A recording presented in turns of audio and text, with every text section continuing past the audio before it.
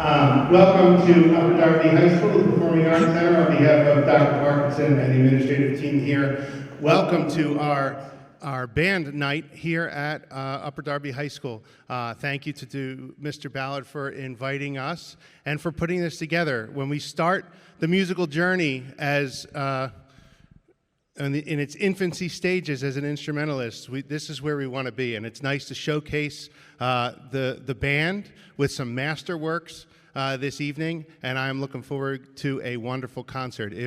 For those of you who may not know me, my name is Sal Cinto. I'm the supervisor for art and music for Upper Darby High School, and it's been a pleasure so far since coming on board working with the entire music team.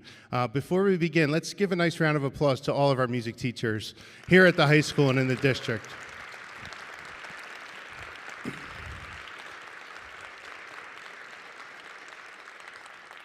So our first piece this evening, we have a guest conductor, Christopher W. Johnson from CWJ Music House, who is the composer of the first piece entitled Decennial Fanfare. Decennial Fanfare by the composer, Christopher W. Johnson. Enjoy.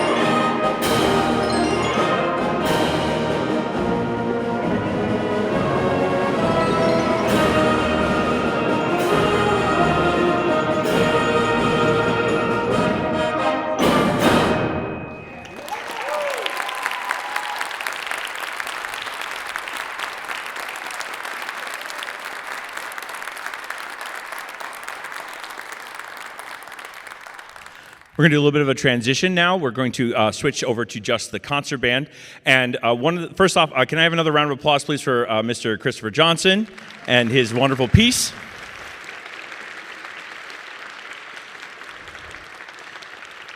I've been privileged to know Chris for many, many years, and he also took a chance on me.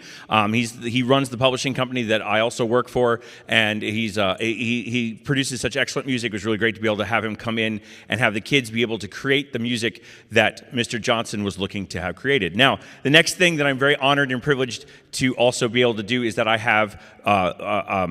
am asked by Westchester University often to be a student teaching co-op, and we were very lucky that one of the student teachers, actually his time overlapped with this concert, and I wanted to give him a chance. And so he's going to be performing, he's going to be conducting, and I'm going to actually go back and play, because I don't get to do that very often. He's going to come up here and conduct the piece Song and Dance by Richard Salcedo. This concert is about kind of showing off the different types of music works that are available out there for bands. Our first song is a modern overture or a fanfare, and this next tune is what's called a symphonic band piece. It has a lot of mixed meter, it has a lot of soloists, it has a lot of independent parts, and so this piece Song and Dance by Richard Salcedo will now be conducted by, where'd he go? Noah Schaefer. So everyone, Noah Schaefer from Westchester University.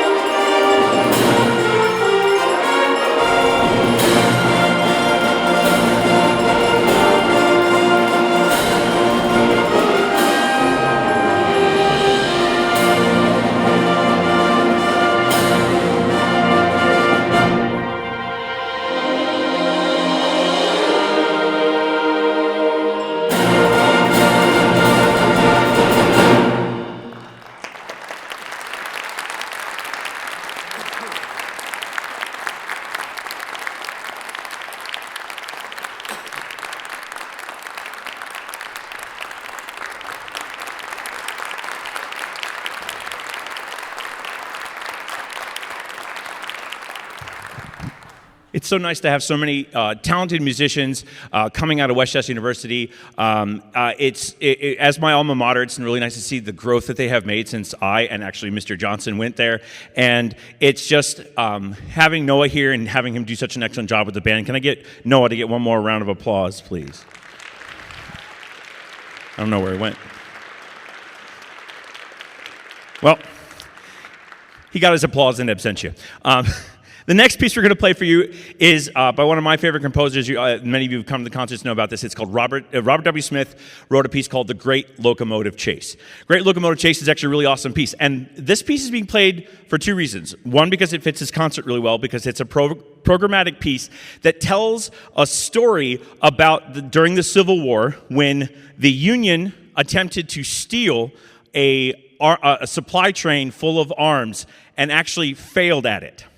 And so it's a story about this them trying to get this train out of Georgia, and they actually ended up failing at it. And this story is kind of the story of that happening, and you'll hear the train in it, and they actually got the train pretty far, and it actually taught the Union a lot of things that they did wrong, and they actually were able to then start stealing trains because of this train that they did not steal. So this is the story of them trying to get this train, and you'll hear it all throughout the thing. You'll hear the train bell. You'll hear the train, and we had a debate how many chuggas you need to have before the choo-choo.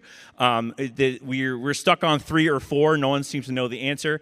But we're going to play this piece. But the second reason we're playing this piece is because I had a number of seniors tell me that at the height of COVID, they were prepping this piece to play it at their middle school, and they didn't get to play it.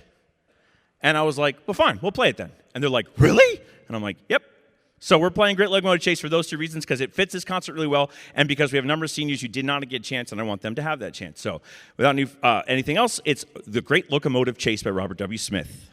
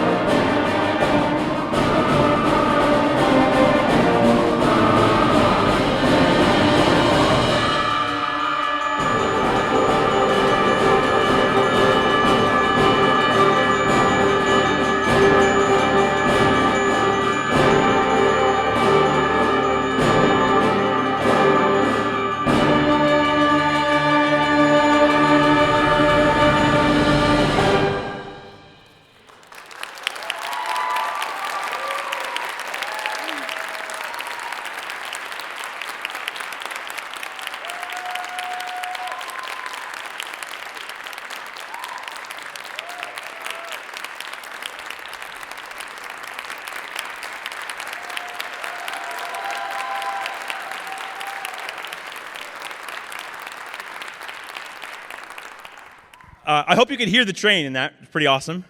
Robert W. Smith does a really good job of the programmatic style piece. Now, while they're transitioning on, we're switching from concert band to wind ensemble. Don't worry, those of you who are in the audience, if your child's moving off the stage right now, they are going to come back at the end.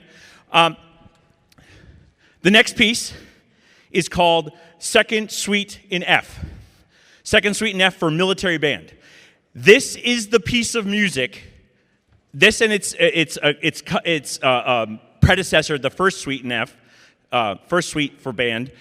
These pieces were written by Gustav Holst, and that name sounds familiar to you. He wrote the planets. If you know, like Mars, Jupiter, Venus, it's the same person who wrote that. What happened was a number of major orchestral composers, in this case a British one, decided that he wanted to check out this new thing called band.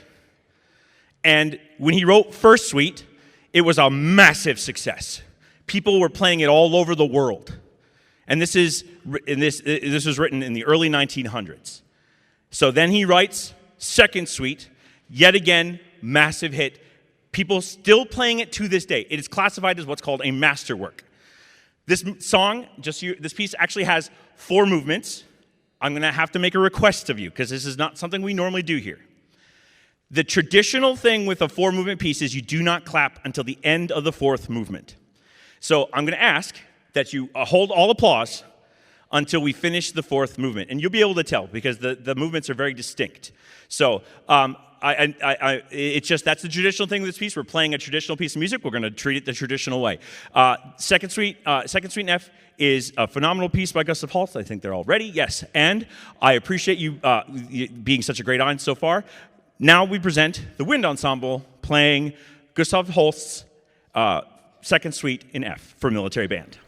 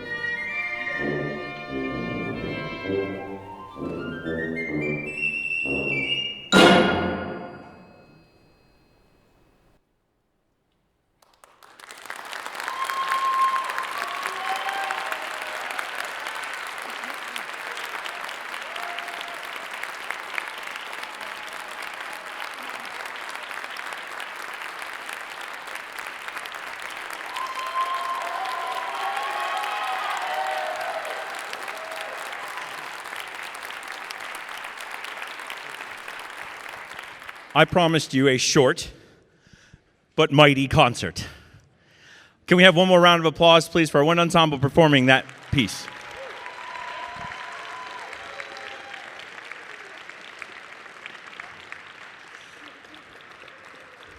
That's literally 15 minutes straight of playing with basically no stops. So that piece is built on a number of English folk songs, and it was just such a wonderful work that it has stood the test of time. Over 100 years, that piece has been being played, and now it's been played with amazing skill here at Upper Darby.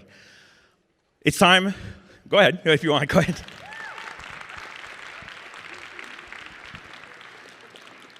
Now, ladies and gentlemen, I'm sorry to tell you that we are on our last piece.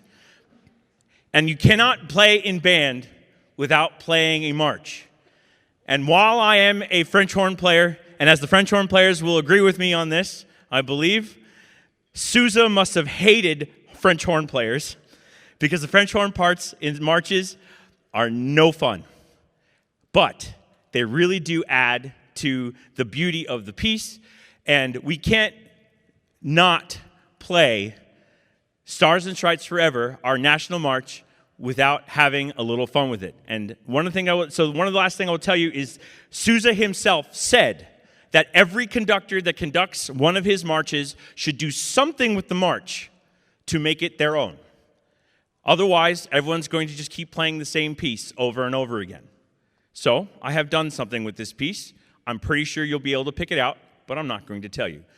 One last time with the Mass Combined Bands, we are very proud to perform our finale, The Stars and Stripes Forever, our national march by John Philip Sousa.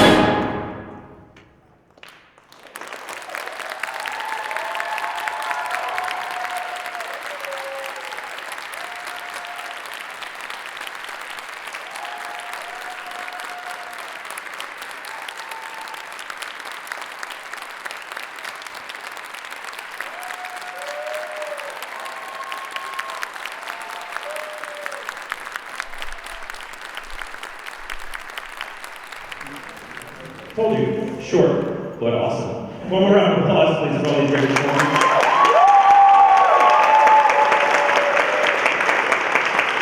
Before we go, I need Mr. Schaefer and Mr. Johnson to come up here, please. One of the things, the phrases that we talk about here at Upper Darby High School and in Upper Darby School District is the very powerful phrase, once a royal, always a royal. Thanks to Upper Darby band parents, the Upper Darby band and orchestra parents. They're such amazing, they're such amazing people. They always help out. They're always doing everything behind the scenes, making sure there's lots of food and lots of stuff to wear and all kinds of great activities, making sure everything goes from point A to point B and doing all the extra things. They are heartily to be commended. And thanks to them, they have helped us make Mr. Johnson and Mr. Schaefer officially Royals. And we are presenting them both with their own Royals t-shirt.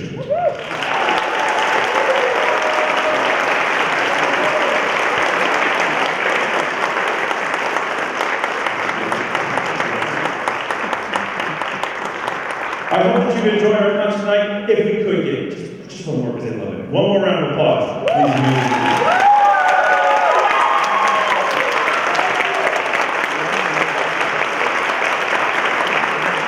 Thank you very much for being here tonight.